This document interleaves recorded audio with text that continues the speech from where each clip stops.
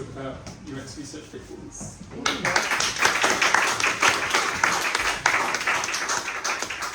So, my name is Cecilie. I'm head of user experience research at a company called HeliosX, and we are a health tech scale-up. I work in multiple different industries and companies. I've worked for the company that Diego is currently working for, Meta. I worked for small startups, different industries, but across all of them I've always found it really valuable to include other people who might not normally have a research background into research. But, and there's a big but, often there are some very common pitfalls that people fall into. And you might also have met people like myself, user researcher, who have a very visceral reaction when a product manager wants to get their hands on research. And I think the reason for that is often some of these pitfalls that you can easily fall into. So, today I thought, let's go on a journey. Let's go through the steps of most research projects, and I'm going to try to point out some of these pitfalls. I can't promise by the end of it that you will be expert user researchers, but I can promise that you'll be a bit better prepared for the journey of conducting research. So let's start with the start. I think this is a pretty common scenario, especially these days with the discussion around continuous research. Well-intended product person, maybe during a stand-up says, we should talk to more users, we should talk to our customers. How about we schedule a weekly chat? And this makes the hairs in the back of my neck stand up a little bit.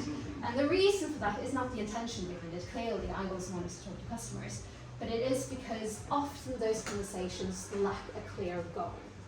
And when we conduct research or insight gathering activities that lack a clear goal, we are much less likely to get impactful insights. If you don't reflect on what you want to learn, it's much more likely that you'll stumble across something that both the business and that potentially random customer you're talking to actually cares about.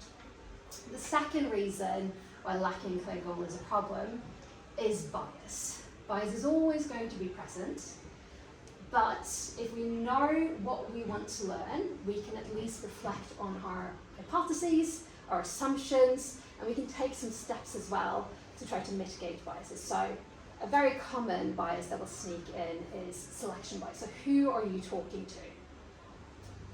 If you know what you want to learn, you can reflect on who is likely to have this problem, and are there different customer segments that might have different experiences here.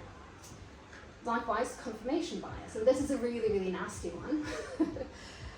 If you do a bit of research and it just perfectly aligns with what you wanted, it is very difficult after that, especially after you've told everyone in the company, to then go back and say, actually that might have been a bit of my confirmation bias, I think we might need to backtrack a little bit on that.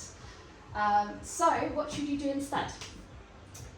Conducting research is an excellent opportunity to reflect deeply on where we are as a product team and what we want to achieve as a business. So use that opportunity to really narrow down on where the most impactful areas could be, and then put a plan in place to try to minimize the biases that you might encounter. So second step of our journey, selecting the correct method. So this is another thing that I hear quite often. I've done some customer interviews before, we should do that. Or how about that survey tool that we haven't really used but we paid for? We should probably get some use out of that. Let's do a survey. Another thing that is probably going to get quite a visceral reaction from me in a meeting. Find the right tool for the right job, and this really starts with step one. You need to know what your research goals are. So what should you do instead? Define your research goals, and then pick a method not based on convenience or what tool this just happens to be available, but pick a research method that is suited for that research question. So there are two places you can start with that. Actually three. You can scan that QR code and there's a much more detailed description of different methods. But I usually like to start with, are we asking a question about attitudes or are we asking a question about behavior? Very different methods we should be using if we want to observe behavior versus understanding attitudes and opinions. Similarly, are we asking a question about how many, how much? You probably need a quantitative method. Maybe survey is a really good idea. Or are we asking a question that is more to do with how do people do this, how do people feel? Then a qualitative method is probably better suited. Lastly, if you look into the method and try to match it with a research question, you probably also want to start to read up on some of the limitations of those research methods. And that is vital when you're communicating the findings of your research. So, we have a clear goal, we have a perfect method, and now it's time to actually interact with some customers. I've heard this quite a few times from frustrated people leaving a customer interview.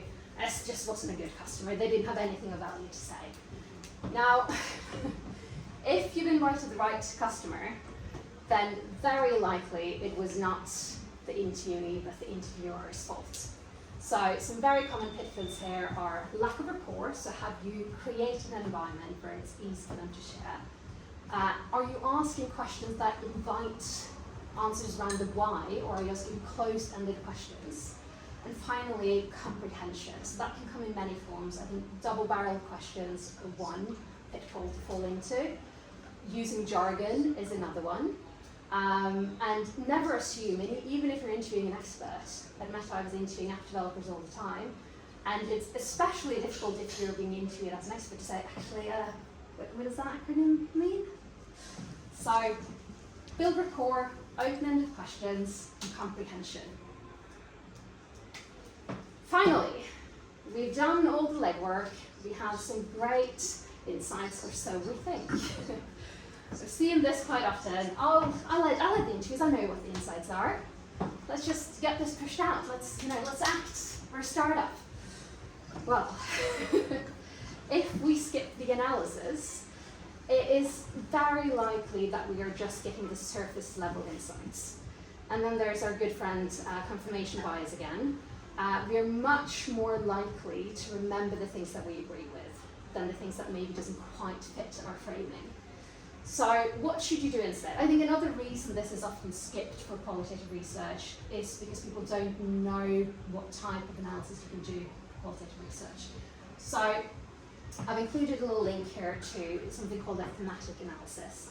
And this is really what I would recommend if you're doing, especially interviews, but most qualitative research methods.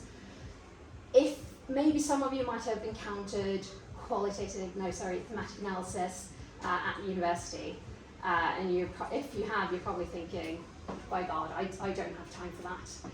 So luckily, there are different levels of depth that you can do a thematic analysis. The way people do it in academia usually takes weeks or months. I certainly don't have time for that. I'm a user research team of 1 at the moment. So I do not have time for that.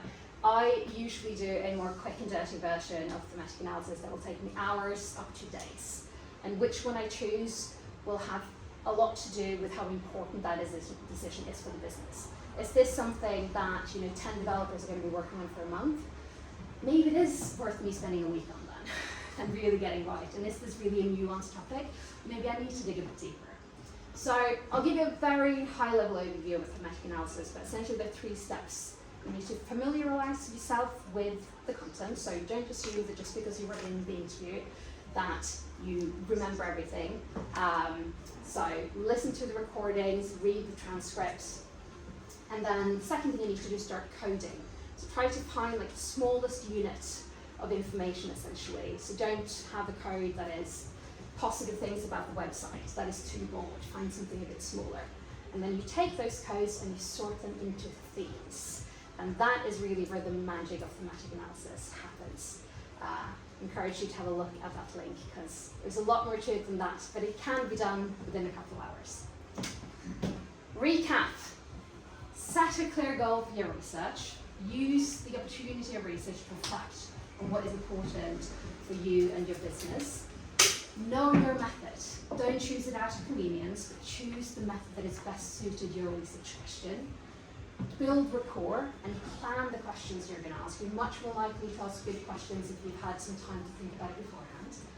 And don't skip the analysis. So, yeah, that's it. Thank you.